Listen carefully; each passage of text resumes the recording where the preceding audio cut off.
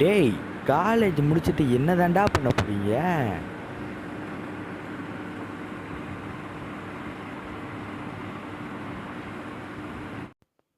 College life எல்லாரோட வாழ்க்கையிலையும் மறக்க முடியாத ஒரு தருணம். அது முடிய போகுதுன்னு நினைக்கும் போது தான் ரொம்ப கஷ்டமாக இருக்குது. இனி யாரையும் பார்க்க மாட்டோம், பசங்களோட பேச முடியாது, சைலண்ட்டாக உட்காந்து அரட்டை அடிக்க முடியாது. அதில் என்ஜாய் பண்ணுற விஷயம் ஒன்றே ஒன்று தான்.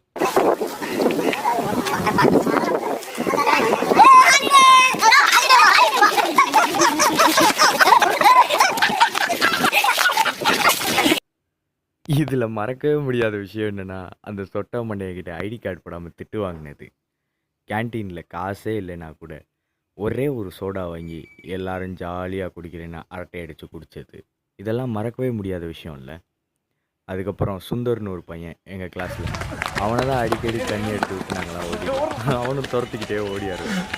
அதுக்கப்புறம் கிரிக்கெட்டு, நாங்கள் தான் ஏதோ சச்சின் டெண்டுல்கர் மாதிரிலாம் விளாடுவோம். ஆனால் இதெல்லாம் இனிமேல் நடக்காதுன்னு நினைக்கும் போது தான் கொஞ்சம் கஷ்டமாக இருக்குல்ல. மெல்ல விடை கொடு மனமே, இந்த நினைவுகள் கனமே. தாய் மண்ணே செல்கின்றோம் தூரம் தூரம்.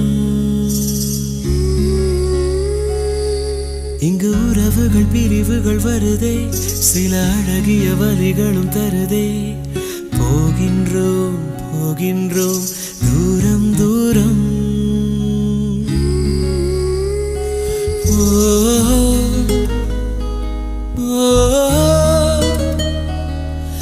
என்னை விட்டு செல்லும் உறவுகளே.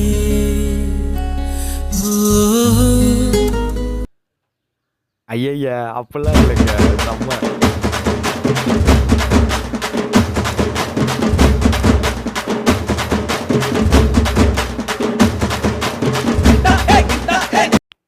காலேஜ் முடிஞ்சிருச்சு. இனி வீட்டில் உட்காந்து என்ன பண்ணுறதுன்னு கேட்டிங்கன்னா சத்தியமாக தெரில. ஆனால் நாங்கள்லாம் செம்ம என்ஜாய் பண்ணோம். வீட்டில் உட்காந்து ஜாலியாக அரட்டை அடிச்சுட்டு ரோட்டில் சுற்றி ஊர் சுற்றிட்டு கிரிக்கெட் விளாண்டுட்டு, பசங்க தெரியாத பசங்க கூட வந்து ஈஸியாக பேசுவானுங்க. ஒரு பிஸ்கட் வாங்கி ஆளுக்கு பாதி ஷேர் பண்ணி எல்லாம் சாப்பிட்டுக்கிட்டு வேறு லெவலில் என்ஜாய்மெண்ட் பண்ணிக்கிருப்போம். ஆனால் என்ஜாய்மெண்ட்லாம் எங்களுக்கு தெரியாது. எங்கள் ஆட்டம் சும்மா வெறித்தனமாக இருக்கும். பார்க்குறீங்களா?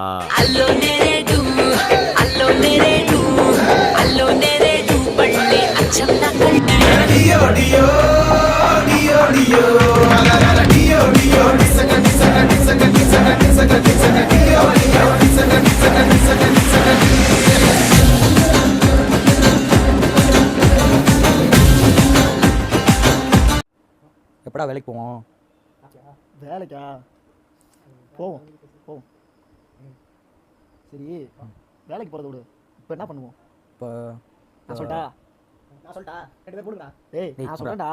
இப்போ தூங்குமா? சரிக்கா. எங்கள் அப்பா எல்லாருமே கேட்கக்கூடிய அதிகபட்ச கேள்வி இதுவாக தான். ஏன்னா அவர் ஃபீஸ் எப்போ வேலைக்கு போகிறதா உத்தாசம்? போகிறேன். 2 ஃபோட்டோ மட்டும் நான் ஏற்றி தரேன். போகிறேன்.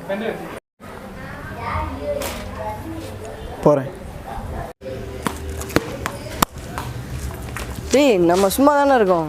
இதாரா நம்ம கவர்மெண்ட் எக்ஸாம் எழுதலாம்டா. கவர்மெண்ட் எக்ஸாம் ஆ எழுதுவோம். கிடைக்கலனா கைலாசம். கவர்மெண்ட் எக்ஸாம் எழுதணும், வேலை கிடைக்கல. சரின்னு வேலை கிடைக்கிறதா நம்பி காசு கொடுத்து ஏமாந்தெல்லாம் போய் உட்காந்துருக்கோம். இனி வாழ்க்கையில் அதிகமாக என்ன பண்ண போகிறதுன்னு தெரில. இன்டர்வியூ ஏறி இறங்கி கம்பெனிலாம் போயாச்சு, எங்கேயுமே வேலை கிடைக்கல. எங்களுக்கான வேலை எதுன்ட்டு நாங்கள் அன்னை அப்போ வரைக்கும் முடிவு பண்ணல. அப்போ தான் ஃப்ரெண்டு சொன்ன வார்த்தையெல்லாம் ஞாபகம் வந்துச்சு. அப்போ தான் புரிஞ்சிச்சு நம்ம எதுக்காகலாம் பிறந்திருக்கோம்.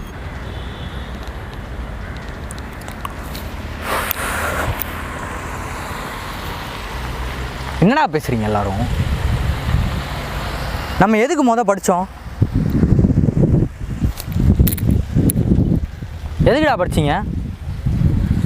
ஒருத்தர் சொல்லிட்டு போயிட்டாரு 2020 இந்தியா வல்லரசு ஆகும்னு. இப்படி இருந்தால் எங்கிட்ட ஆகும்?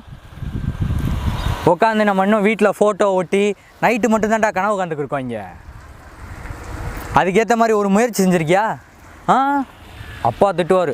அப்பா என்னை அதான் படிக்க வச்சார். அம்மா வீட்டில் எல்லோரும் தான் சொல்கிறாங்க, இந்த மாதிரி படிப்பா அந்த மாதிரி படிப்பான்ட்டு. இதைத்தான் படித்து இந்த வேலைக்கு தான் போவோன்ட்டு கடைசி வரைக்கும் ஏதோ ஒரு ஊரில் ஏதோ ஒரு மூலையில் இருந்துட்டு செத்துருவீங்க. வேற என்ன பண்ணுவீங்க உங்களால்? அப்பா அம்மாவுக்கு பிடிச்ச மாதிரி இருக்கணும், அம்மாவுக்கு பிடிச்ச மாதிரி இருக்கணும், ஏன் உன் லவ்வருக்கு பிடிச்ச மாதிரி இருக்கணும். உனக்கு பிடிச்ச மாதிரி என்னைக்குடா நீ இருப்ப? உன் கனவு உன் லட்சியம், அதுக்காக நீ வேலை செய். போதும். அது சொல் நாளை நாடே என்று ஆகும். நாடென்ற சொல் நாடாளுமன்றமாகும். பார்ப்போம் இனி என்ன நடக்குதுன்னு. நம்ம மாற்றுவோம் இந்த ஊரை. நம்ம மாறாமல் இங்கே எதுவுமே மாறாது. பிடிச்ச வேலையை செய், பிடிச்ச படிப்பை படி, பிடிச்ச மாதிரி வாழு. இன்னும் இங்கே எத்தனை பேர் இதோ உட்காந்து பார்த்துக்கிருக்கானே, எத்தனை பேர் இந்த மாதிரி உட்காந்து பிடிச்ச வேலையை செஞ்சுட்டு படிச்சுக்கிருக்கான்? உட்காந்து இதை எத்தனை பேர் பார்த்துக்கிருக்கான்? இங்கே எவனும் இல்லை. நம்மளாவது நமக்காக வாழ்வோம்டா.